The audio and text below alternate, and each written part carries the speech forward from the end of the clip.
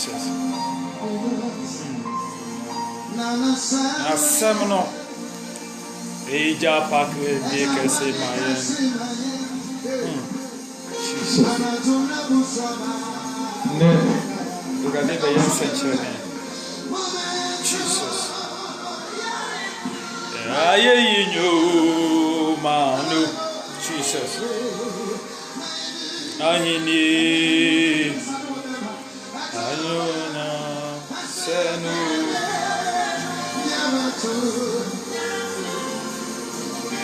Yebetu. Hallelujah.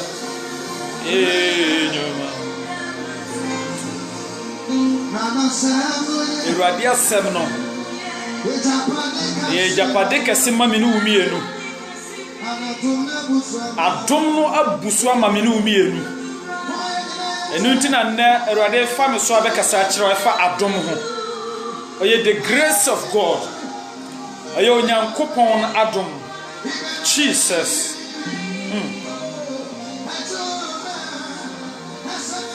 Jesus.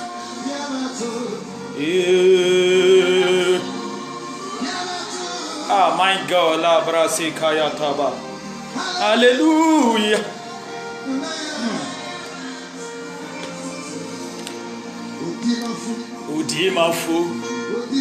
Odimafu. Ah, Jesus. Yes, we are. Odimafu. Yeah, so watch it. Yeah, who knows it? Jesus, who you what ma kwatuma aba bedrufia me pesa me kasa kirawo enye wadom si what ma kwatuma aba bedrufia amen enye wutumi enye wunyansa enye wa hoden eye nyankopon adom bi ena asonso si what ma toka ni bia eye nyame adom so koda ye wasori a eye onyame adom ena me no be kasa fa adom ho adom eye the grace of God se na utimi koba masa se na utimi koba maame se na utimi koba papa pese me kire o se eye the grace of God. Without the grace of God utimi nya hwe mani nyeye se nya nyankopon adoma ka akoda yare sabia no ka wantimi ansole se nya nyankopon adoma ka yade na ebo no anka du ko wuom bet nyankopon adoma sonso ena minu mienu be suande bia fa ai adom nyankopon adom the grace of God ena rade di binu be yadwua message bi nkwa wie ye no na nkonkona touch binu makoma minim dia meka the grace of God oh come for Messiah ma mehwe se na wutimi didi a enye wa ho odi o eye nyankopon adom se adwuma no na wu ye bia me pese me kiro se enye wa ho odi o eye nyankopon adom ya hantan firu mu esan se de kita wo no eye nyankopon adom ena wo de adom wo nyame ena adom wade wa dom wo bibi na ho bambo no ene na adom no ene dawso ene ma ene woda so TLC JJ God bless you long time my God the grace of God is because of the grace of God you are living. Without the grace of God nothing you can do on this earth. Without the grace of God nothing you can do on this earth. I'm here to preach to you somebody this evening about the grace of God. I want you to understand something about the grace of God. If you have cars today, it's by the grace. If you have work today, it's by the grace. Not by your power, not by your strength, but it is by the grace of the God. Nyankopɔn adom na man na woda so te ase. Nyankopɔn adom na man na woda so te nkwam. Nyankopɔn adom na nne ama wo so utimi didi. Nyankopɔn adom na man na akwantuo wo so watimi atumbi. Se nye nyame adom a me se akwantuo kura utimi ntubi. Se nye nyame adom a pepa anka wanya bi. Se na woda so te nkwam a ye nyame adom. Fa sedama nyame. Emma wabati so enwawa wo ho. Wa ho de ntimi nya hwe. Ade bi akita wo samire bi a ye nyame adom. Nyankopɔn adom no na bi aso so. Nyame adom no ene na bi aso so. Hwɛ obi koda yo wantimi ansole. Me kyerɛ wo sɛ obi akoda wantimi ansole. Wo watimi asole. Wutimi kɔ adwuma. Hwɛ obi kura fa ka o kɔ adwuma wantimi amma back wanya accident. Watimi kɔ adwuma aba beduru fie me kyerɛ wo ɛyɛ adom. Nyankopɔn adom ena yɛ den aso so. Besame kyerɛ wo bibi na numere yi. Hwɛ wo kitansa utimi tie aduane de kɔwa no. Besame kyerɛ wo nya wadom o enye wo nyansa o ena ma wanya sa ahoɔden no. Ɛyɛ Nyankopɔn adom, the grace of God. Na me no besua bibi afa adom ho. Me no besua bibi afa adom ho pa. Asɛm nkwa wie no na me nua wasua bibi. Asɛm nkwa wie no na wate niema bi edian ase. Woto na wutimi nya atade hya man woawo a ho sɛ wo ntade bebere. Man woawo a man ma wabati so. Nyankopɔn na de ma obetima san agina de ya adom bi na aso so.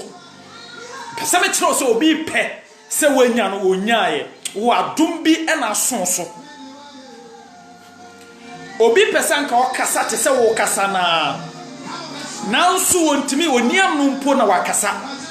Hwɛ wenne wutimi kasa wutimi fa phone eye call eye adom bi na aso so. Ewurade ahwɛ wo phone so no wanni. Hwɛ bɔne bebra wo yeye. Ewurade ayɛ den a still wa bɔ ho ban eye adom bi. Adom bi me kyerɛ wo he obi kɔɛ wa ma wo akɔ watimi aba eye adom bi. Obi dae wansole ene watimi asole me kyerɛ wo eye adom bi. Eye Nyankopɔn adom na tɔ so. Emema wabati so. Nkasa ye wa utumi ma me papa mpese me kyerɛ bibi utumi ntimi nya bibi ada se ya fa mfiri sora ma wa oboa da se no ye sofo na wikita adom akyade a ɛyɛ adom bi aso so na se me hwɛ mi unu my God hwɛ adom a se ye hwɛ wo de kai wati o kai babia na ufire wo de kai abusua na wudam hwɛ fie pa na wufirim na wonsusu da se obetima tukwan enso na watima tukwan abatena burokyire ukita paper wo ye adwuma ɛyɛ adom bi mame papa mbasa me kyerɛ wade o obi kita sika sen wo obi ekita sika wato na japade nyinaa pɛ sɛ otukwan kwan wantima ntukwan no ya man visa ankita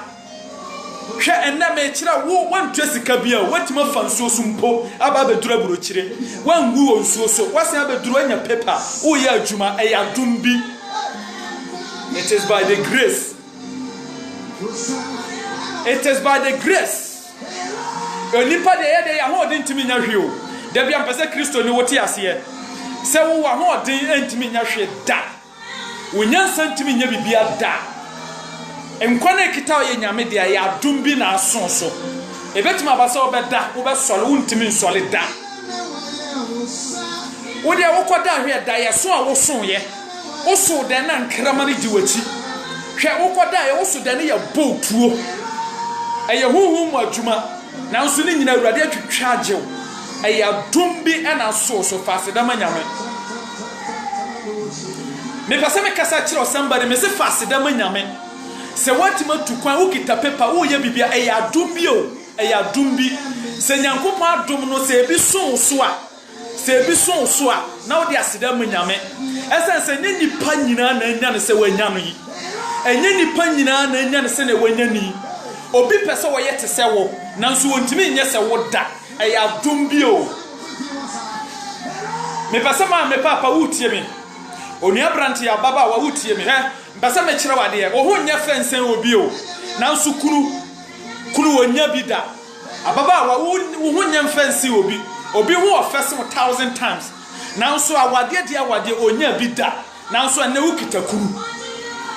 bema me kire wanya yira enye usika wo nti na ma wanya yire o me kire e ya dumbi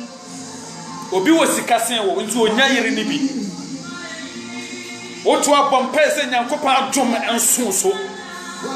sa adom no so a adom no so a se nyame adom eso so a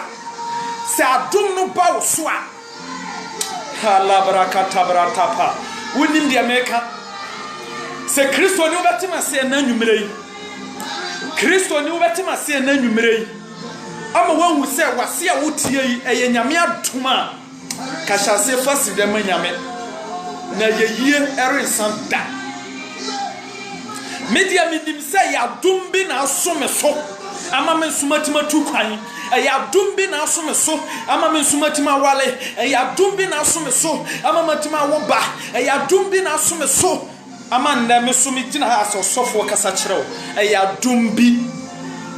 memfa seda nkoma honini bia media seda be mami nyame Jesus adumo adum ya dumbi na aso yeso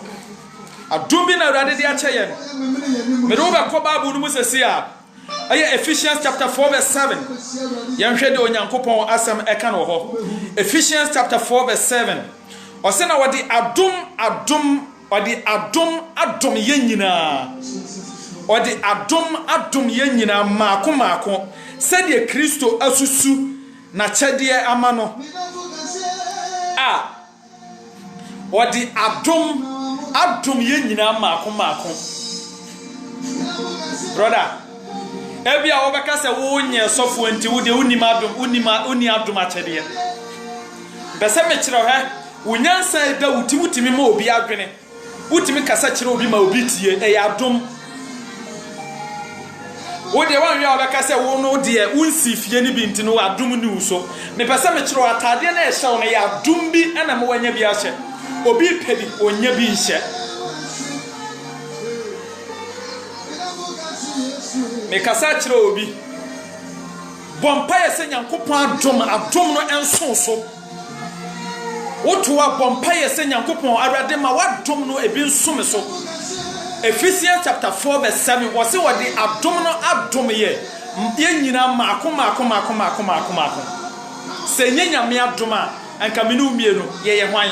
anka menu mienu ye nsahwe se nyanyankopon adum a anka menu mienu anka ye tontoru wa bi kwa se nyanyankopon adum a anka menu mienu anka atamfo nya ye krampo ache anka nyanyame adum a anka menu mienu anka nsompo ye nya bi nnom se anka nyanyankopon adum a anka menu mienu ye nsantimi nkwa ya no da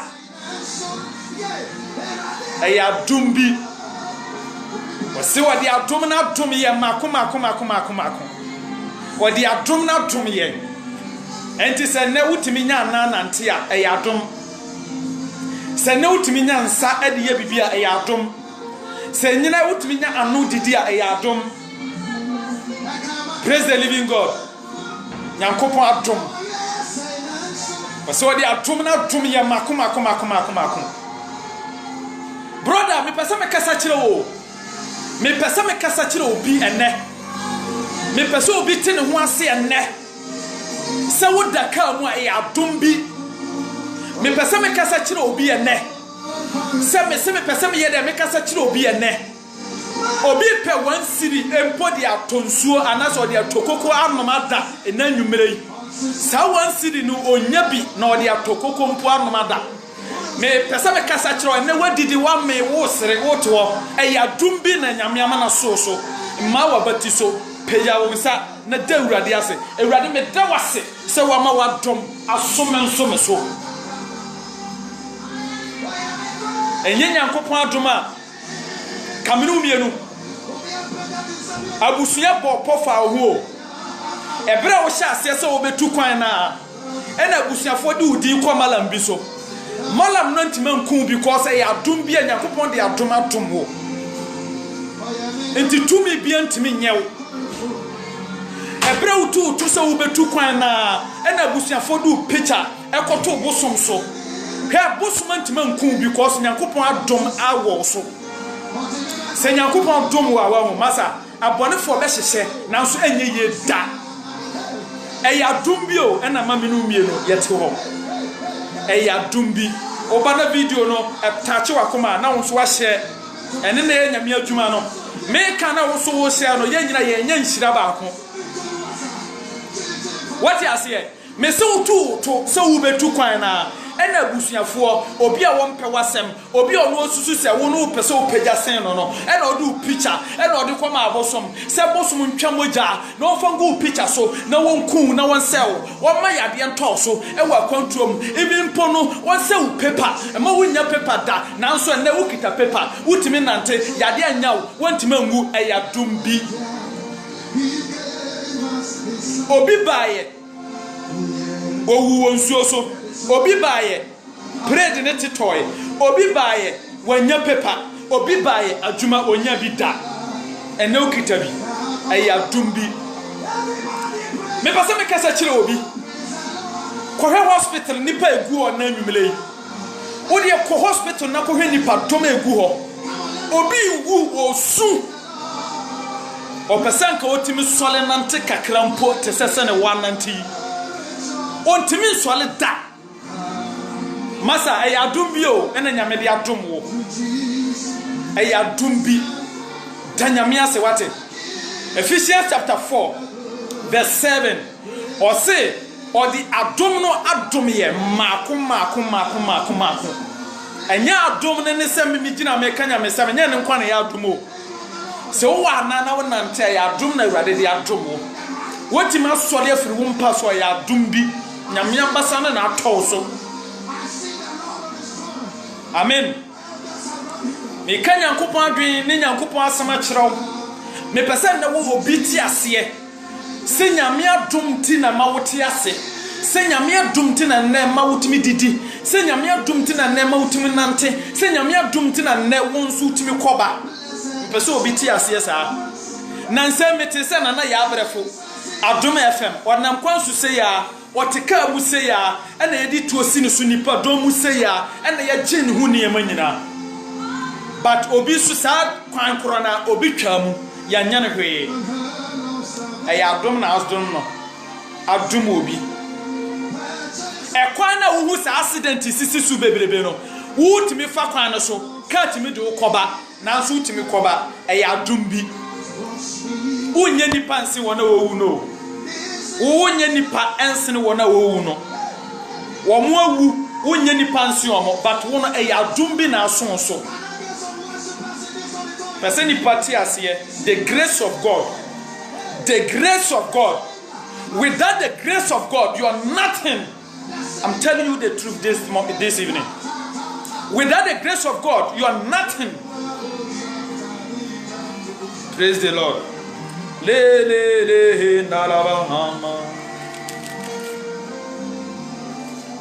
Thessalonians, 2 Thessalonians chapter 2 verse 16. Also, Nyankopon asem ho. Yegusu sua Nyankopon asem ene me pese obi ti ase pa pese obi ti Nyankopon asem asiye na obi hu se wote ase a enye wa hoden enye wutumi enye wunyansa na ye Nyankopon adom. Thessalonians chapter 2 verse 16. 2 Thessalonians chapter 2 verse 16 yanhwe de Nyankopon asem eka no ho ose na ono yen ya Awurade Yesu Kristo ni yen agya a odo yen na wama yen da awre chichire ni anidaso pa adom mu no tie me sa repeat bio wase de wase na ono yen Awurade Yesu Kristo ni yen agya Nyankopon a odo yen na wama yen da awre chichire ne anidaso pa adom mu wama yen da awre chichire adumu da awre chichire anidaso adumu da awre chichire anidaso adumu onua onyame na ama wo da awre chichire o enka awre wo na eto awo so no anka obedwensa na wawu nanso wama da awre chichire ewo adumu entina na mpesa me kasa chire o. It is by the grace and amawtiase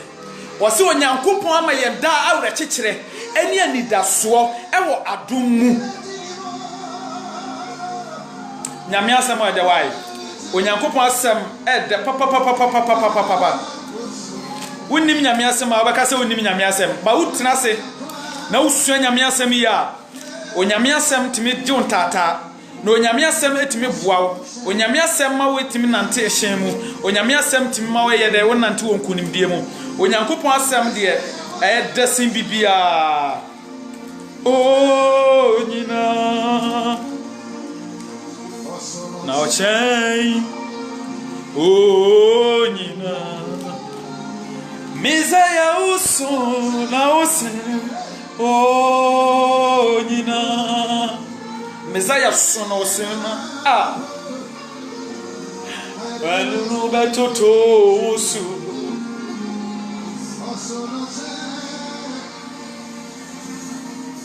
mizaya no son na mizaya no sin wo nyina nyankopon wa ni mo de papa ya tumbio brother asama meka na trase no wa wo de check your life adem pesa wo ye nyina na se check your life check your back life hwe babia na woda abra na wo ko school mpo o papa school fees obetua na woni bi hwe bra wo breye enne pa hwe babia wo aduru what the office okita pen o twere animonyam we awade de adom wo ebra na wo ko school na wo da obi nchan na didi watam ye wo de oyeye pe omo pe enso ane wo da o manhyin mu ene wo da wo da mu ene wo na obi ncha wo da aya dum bi o brother aya dum bi wodi afo wani na bu kompon na kohwe wabusuam hwe akwensanfo ahye ho ma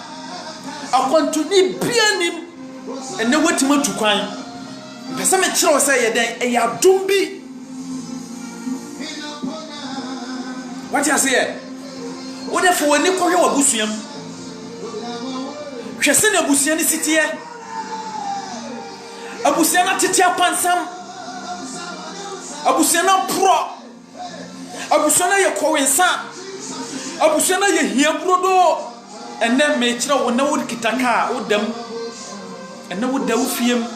enne wo de obedi wo sika awade afa so change abusua eye adom bi enye wo fasidama twedi ampon nyankopon no ono bosoro bo asase fasidama honiri biara fasidama busum biara fasidama obi biara fasidama nyame we school na obeto asumpo na untimi nto aso ewurade yi buafo ba wakwan mu ama buafo no buawo ama ne wetima ko school no eya dumbi hwe ukonya accident bebere konya accident omu wuye but wo konya accident wo anya de wo awu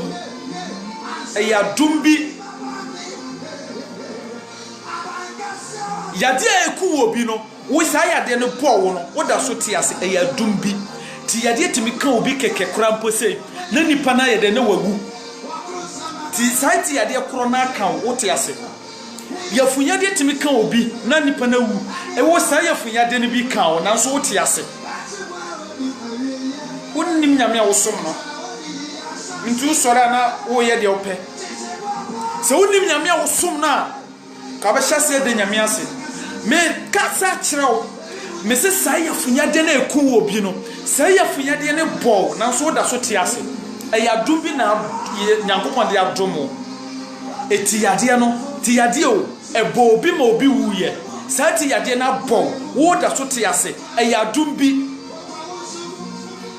obi pese wo onye yafuru wo ba onye bonyiro but yatena na wo so abusua tena na wo so abayi atena na wo so abosomfo atena na wo so ahohomfie atena na wade so na wo so nanso wo kro na yetena wo de so sa na Nyankopon yi wo firi mu ene watima wo ayadum bi obi pese o wallet se wa woni wo classmate na si so woni obi si ablabo so wa pra onya wade wo ne watima hyekawa uti ukunu fie me kyerɛw enye wutumi enye wunyansa ɛyɛ adom bi brother me kasa kyerɛw sister me kasa kyerɛw amen se nyame di adom no tom wa enya hantan nyame di adom no tom wa enya hantan fasida mano na wonso bie wakuma ma obi na wonso boa obi. Praise the living God. Yehwe bibi wo 1 Peter chapter 5 verse 10. Yehwe de Onyankopon asem eka no 1 Peter chapter 5 verse 10. O se na adom nyina Nyankopon a wofrɛ mo na adom nyina Nyankopon a wafrɛ mo aba ne da animonyam no mu Kristo mo no ono ara na se munya hunu amane kakra ansa a obesiesie mo pɛ obesiesie mo pɛ obema mo ase atim. 1 Peter chapter 5 verse 10 ose Nyankopon na wafrɛ mo no asofo me kasa kyerɛ mo Onyankopon de adoma kyɛde na adom mo no ene wo kwa amaniemu kakra ya Nyankopon kro na ase me nsan kan kyerɛ wo sɛ saa amanie na wo komu no ono Nyankopon no be den obeje o obesiesie o pepepe na wama wase ayede atim enti na amane na ikoso amanya de mani abobo wate Onyankopon adom na asonso ma wabe yesofo mo ani ngia no ho na de ka nyina Nyankopon besiesie o fefefe wo se Onyankopon de adom na adom wo na wo huna amane kakra no saa Nyankopon no obesiesie o pepepe na wama wase ayede atim. Me kasa kyerɛ Kristo ni adom na Awurade amana sonso fasida ma no Awurade kro na wo se amane awunamu no enkwa na wode akyɛw no ma wani ngia no ho ɛyɛ adom na wa sonso no na amane na awunam no de yɛ ne ketewa bi mfiapem yɛ ne dakoro na dakoro yɛ ne mfiapem ɔso obɛgye wo firim kakra obɛsiesie o pepepepe na obɛma wase yɛ den atim. Praise the living God. Kasa kyerɛ somebody ene me no won kasa nche kura me no won kasa nche yenko 2 Peter chapter 1 verse 2 2 Peter 1:2 yenhwe Nyankopon asem ewo ho 2 Peter chapter 1 verse 2 me na me ke kan tenta na midim quotation abawie o se adom ni asunwie eno so mamo Nyankopon ni yen Awurade Yesu ho anim de mu na me bompa ye ma obi a wotie me bompa ye ma obi a wo hwe me me bompa ye ma obi a wo hye me video me bompa ye ma wa nei se Nyankopon adom endoso wo so abonefo bopo Awurade nyimfiri wo o ma na adom no nkura wo mu saa no mfa wo nante wa brabom da bia Awurade ma na adom enso so. Praise the living God.